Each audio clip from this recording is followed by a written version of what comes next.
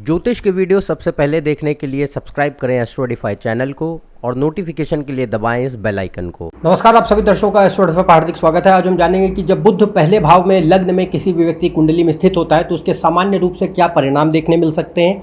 यहाँ हम दो पक्षों की बात करेंगे। एक, बुध लग्न में अच्छे योग बनाता है तो किस प्रकार के शुभ परिणाम देखने मिल सकते हैं, और दूसरा, यदि वो कमज़ोर, बलहीन और कोई दोष बनाता है, पीड़ित हो जाता है तो किस प्रकार के नकारात्मक पक्ष भी सामने आ सकते हैं जीवन में, उसको देखेंगे। तो आइए अपने इस वीडियो को शुरू करते हैं।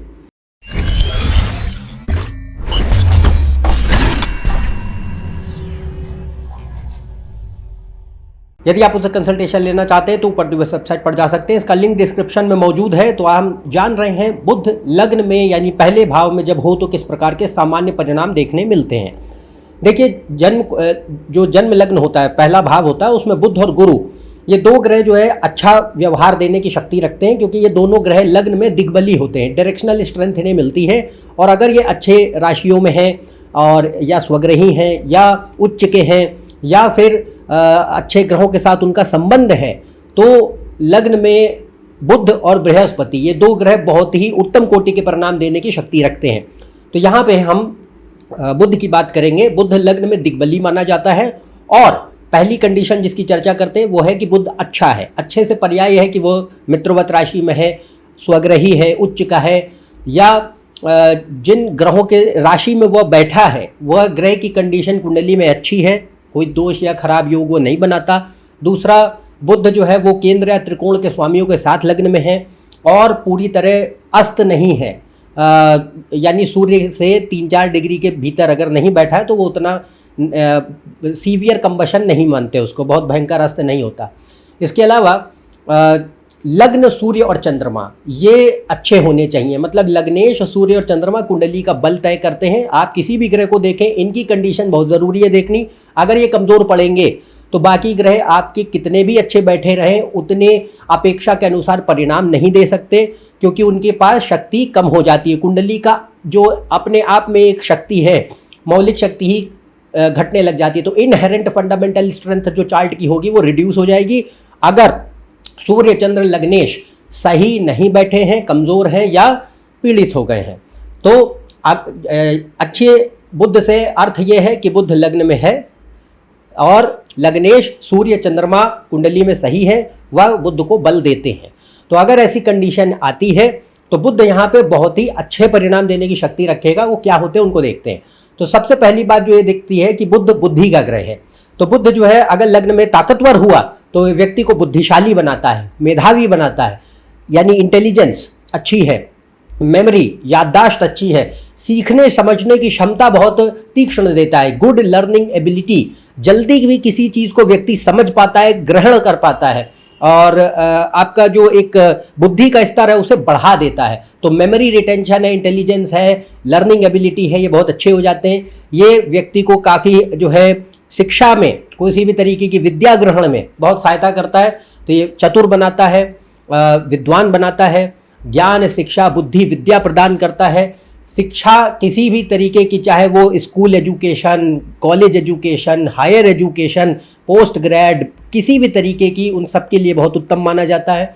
और ये बुध तर्क का ग्रह होता है, तो ये व्यक्ति के भीतर तार्किक शक्ति भी अच्छी देता है, यानी तर्क और वास्तविकता दोनों ही का स्तर जो है सोच, बुद्धि, विचारधारा में बढ़ा देगा। तो लॉजिकल, रैशनल, स्केप्टिकल, साइंटिफिक, एक तरीके से एनालिटिकल अप्रोच दो देखने मिलती है। तो चाहे वो तर्क है, विश्लेषण है, शोध है, विज्ञान है, वास्तविकता है, इन सारी चीज़ों का जो पक्ष होता है ये सोच में, विद्या में, बुद्धि में बढ़ा देता है और व्यवहार कुशल बनाता है। बुध भाषा का भी ग्रह है, तो स्पीच और कम्युनिकेशन बहुत अच्छी देता है। पढ़ने लिखने के साथ साथ आप अपनी भाषा के द्वारा अपने जो विचार हैं उनको अभिव्यक्त भी कर पाएं अच्छे तरीके से, यह भी बुध देता है। तो mercury is very good for not only thinking and intelligence and education, but it is also excellent for speech and communication and expression, चाहे वो लिखित रूप में हो चाहे मौखिक रूप में हो, कैसे भी हो, अगर बुध लग्न में तो ये अच्छे परिणाम देखने मिल सकते हैं। इसके अलावा बुध लग्न में जनरली व्यक्ति को कहीं ना कहीं, देखिए हर व्यक्ति ओवर थिंकिंग तो सभी करते हैं, पर लग्न में जनरली बुध थोड़ा बहुत जो है ये ओवर थिंकिंग का नेचर थोड़ा बढ़ा देता है, औसत से ज्यादा दे सकता है। पर अगर बुध अच्छा है तो ये रोगी परिस्थिति नहीं होगी। यहां पे ऐसी कंडीशन हम मानते हैं कि व्यक्ति को काफी ज्यादा डिटेल ओरिएंटेड बनाता है, कि आप सूक्ष्म निरीक्षण बहुत करते हैं, छोटी छोटी चीजों का ध्यान रखने की कोशिश करते हैं और उसके बाद किसी फैसले को लेते हैं। तो एक गुड ऑब्जर्वेशन मतलब कि आपका जो एक सूक्ष्म अवलोकन जिसको कहते हैं, कीन ऑब्जर्वेशन है, और निर्णायक क्षमता, डिसीजन मेकिंग अच्छी होती है। सोच समझ के एक दूरदर्शिता के साथ कॉन्सिक्वेंसेस को ध्यान में रखते हुए डिटेल ओरिएंटेशन के साथ व्यक्ति किसी डिसीजन को ले, ये बुध लग्न में जितना बलशाली होगा उतना ये देखने मिलता है। इसके अलावा ये व्यक्ति को थोड़ा क्रिटिकल भी बनाता है, क्योंकि परफेक्शन, बुध क्या है, परफेक्शन खोजने वाला ग्रह है, तो हर चीज में कोई कमी ना रह जाए, ये बुध है। तो अब उसमें कमी देखने की आदत भी होती है, तो वो क्रिटिकल अप्रोच भी कहीं ना कहीं देता है कि कहीं ना कहीं कोई चीज जो है छूट रही है। तो वो जो आलोचना का पक्ष होता है ये शनि और बुध बढ़ा देते हैं जब भी लग्न में होंगे। इसके अलावा ये बुध जो है वो अगर कुंडली में अच्छे मतलब शुक्र चंद्रमा वगैरह की पोजीशन अच्छी है तो ये व्यक्ति को क्रिएटिविटी भी देता है। तो हमारे जो एक सोच के साथ हमारे एक इनोवेशन है, इनोवेशन क्रिएटिविटी का जो पक्ष होता है, इमेजिनेशन का जो एलिमेंट होता है, उसे भी बढ़ा देता है, विस्तार करता है उसका। तो it is very good for creative part, arts. उसके लिए आप योग जरूर देखिए, हर बार ऐसा नहीं होगा, क्योंकि अगर कुंडली में क्रिएटिव कॉम्बिनेशंस हैं तो ये व्यक्ति को क्रिएटिव एबिलिटीज भी देगा, और अगर लॉजिकल वाले योग हैं तो ये व्यक्ति को उतना ही ज़्यादा logical, rational, practical, sceptical, scientific type का माइंड देता है, जो उतना क्रिएटिव नहीं है बट ये इनोवेटिव हो सकता है। इनोवेशन तो हर जगह पॉसिबल है, बट एक होता है कि आप आर्टिस्टिक एस्पेक्ट्स की बात करें तो वो आर्टिस्टिक योग दूसरे ग्रह बनाएंगे तो वो बुध लग्न में अच्छा माना जाएगा। इसके अलावा बिजनेस एक्यूमेन है, व्यापार की कुशलता, ये भी दे सकता है। अगर कुंडली में व्यापार करने के योग अच्छे आते हैं तो शनि बुध राहु व्यापार के कारक होते हैं। अगर बुध लग्न में बढ़िया है, और लग्न क्या होता है, इंसान स्वयं, तो खुद से काम करने के लिए भी शुभ माना जाता है। यह हर बार नहीं होगा, आपको बाकी योग व्यापार के देखने, इसके ऊपर ऑलरेडी हम चैनल में वीडियो बना चुके हैं, बिजनेस कॉम्बिनेशंस क्या होते हैं।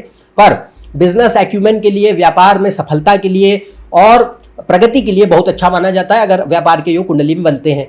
फिर ये अगर नेतृत्व क्षमता है, लीडरशिप रोल्स हैं या लीडरशिप की स्किल है, उसको भी दे सकता है अगर सूर्य मंगल गुरु का उसको अच्छा सहयोग मिलता है तो। और इसके अलावा व्यक्ति को कूटनीति में कुशल बनाता है, डिप्लोमेटिक अप्रोच देता है, काम बैलेंस्ड अप्रोच देता है। ये नहीं कि बहुत हड़बड़ाहट में, जल्दीबाजी में कोई फैसला करते, सोच समझ के सारी चीज़ों को नाप तोल कर पूरा देखने सुनने के बाद व्यक्ति किसी नतीजे पे आए। ये बुध की सबसे बड़ी खासियत होती है लग्न में, अगर वो ताकतवर हो जाए तो ये डिप्लोमेटिक, काम, बैलेंस्ड, एक स्मार्ट अप्रोच देता है, क्लेवर बनाता है, मैच्योर बनाता है और सहनशीलता देता है। अगर बुध लग्न में अच्छा होगा तो व्यक्ति को सहनशीलता देगा कि ये सोच समझ के समय के साथ ले करके चीज़ों को किया जाए, ये नहीं कि जल्दीबाजी में तुरंत चाहिए, वो खराब बुध की निशानी है। इसके अलावा लग्न में बुध कहीं ना कहीं व्यक्ति को थोड़ा बहुत मैनिपुलेटिव बनाएगा। अब वो लग्न में अगर बुध बेहतर है, बाकी ग्रह ठीक है, तो व्यक्ति उसका गलत इस्तेमाल नहीं करते, वो अलग बात है, बट ये कहीं ना कहीं मैनिपुलेटिव बनाता है। इसके अलावा ये आपको जो आपकी संगति है वो भी अच्छी रख सकता है। अगर कोई दुष्प्रभाव नहीं है तो जो एक हमारी कंपनी है कि लोगों से जिनसे हमारा संपर्क बने, चाहे वो दोस्त हों, चाहे वो काम करने के वर्क प्लेसेस पे कोई साथ सहकर्मी है, तो एक होता है कि जो एक कंपनी है, फ्रेंड्स है या सोशल पीयर ग्रुप्स है, उसमें अधिकतम लोग ऐसे जो कि बुद्ध वाली क्वालिटी की, भाई उनसे हमें कुछ सीखने मिलता है, वो भी थोड़े पढ़े लिखे समझदार इंसान हैं, इस तरीके के लोगों को अपने जीवन में ज़्यादा लाने का प्रयास करता है। इसके अलावा ये बाकी योग आप कुंडली में ज़रूर देखिए, बट अगर बुध लग्न में अच्छा है और बाकी योग करियर को लेके, पैसों को लेके अच्छे आते हैं तो ये जीवन में प्रगति के लिए, भौतिक प्रगति और सफलता के लिए अच्छा माना जाता है। आर्थिक स्थिति, आर्थिक लाभ के लिए, धन लाभ के लिए अच्छा माना जाता है। तो it is good for material progress, career and finances.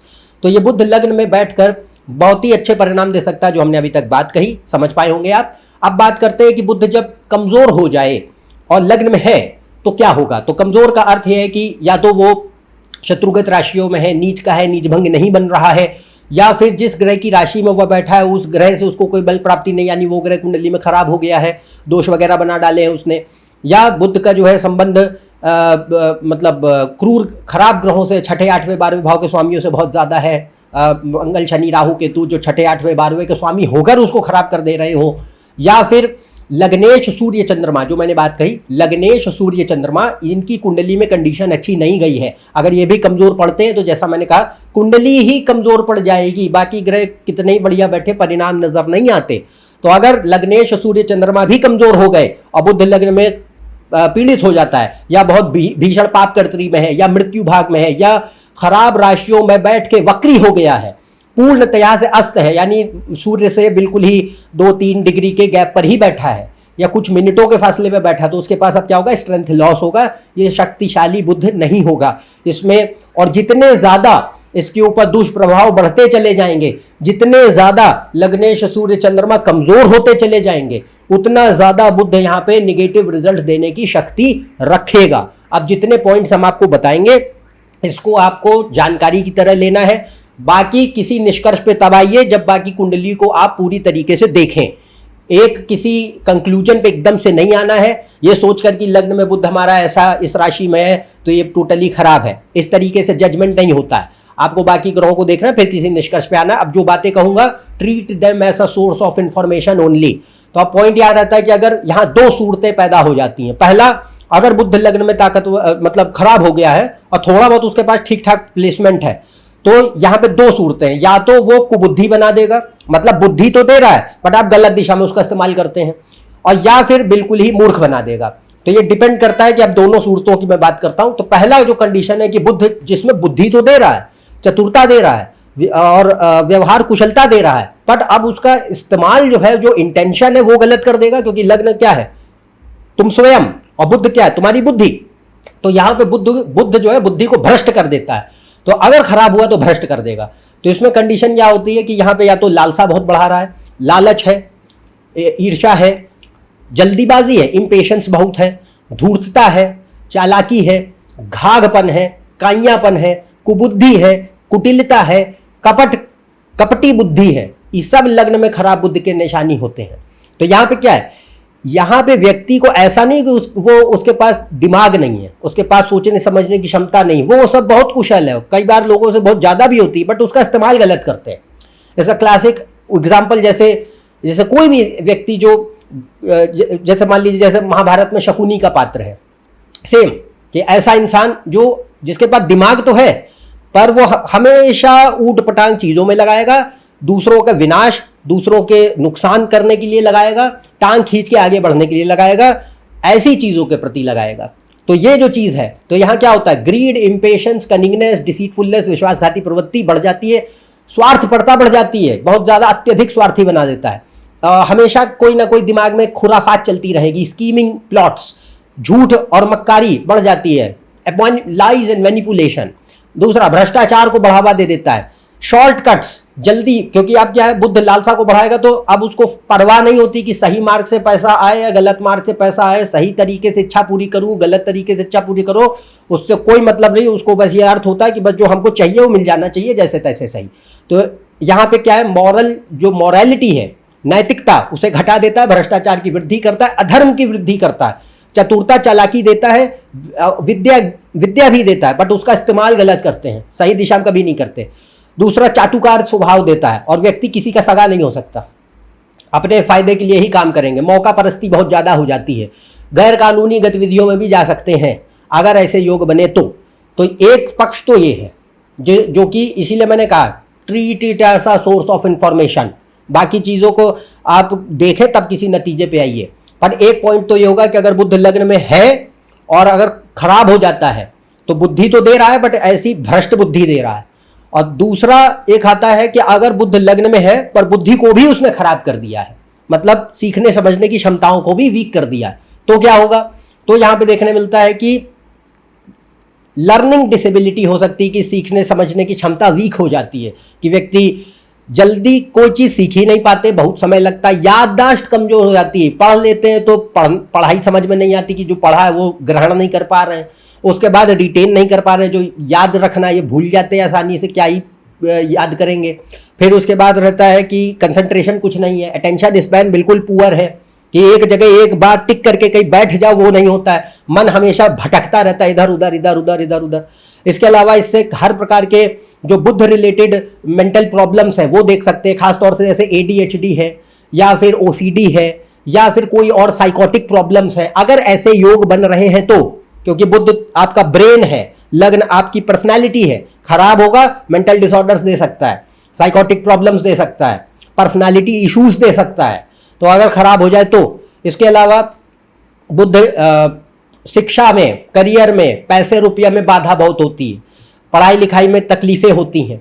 इसके अलावा जो व्यवहार है उसे भी खराब कर सकता है, या तो गुस्सा बहुत भर देगा, मान लीजिए मंगल वगैरह का प्रभाव बहुत अधिक है या केतु का है, तो इरैशनैलिटी कि मतलब उसके पीछे कोई तर्क है ही नहीं किसी बात का, तो गुस्सा बहुत है, जिद्दीपन बहुत है, बचकानी जिद्द बहुत है और इरैशनल बिहेवियर है, कंट्रोल फ्रीक नेचर है, ये सब देखने मिल सकता है। इसका एग्जांपल देखें तो एडोल्फ हिटलर है, हालांकि उसके केस में पहले भाव में बुद्ध नहीं है, उसके केस में क्या है, लग्नेश, तुला लग्न है। लग्नेश कौन है? शुक्र है, सूर्य, शुक्र, मंगल, बुद्ध, ये सब 7वें भाव में मेष राशि में बैठे। तो मेष राशि natural sign of first house होती है।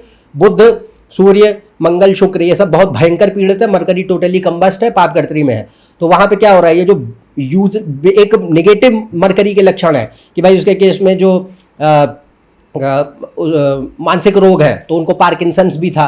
दूसरा है anxiety continuous, anger issues, control freak nature, बेवकूफ़ाना जिद, इरैशनल स्टबर्ननेस, वो देखने में ये सारा जो एक दुर्व्यवहार है, और ईर्ष्या, घृणा, राग, द्वेष, खराब स्वास्थ्य सब दे रहा है। तो उसके केस में ये एक उदाहरण है जो मैंने अभी बताया। तो बुद्ध को आपको लग्न में जो अभी बात कही, ये अगर कमज़ोर हो जाए तो इस प्रकार के परिणाम भी दे सकता है। पर फिर से यही बात कहूँगा कि पहले बाकी कुंडली को देखें, फिर किसी नतीजे पे आइए।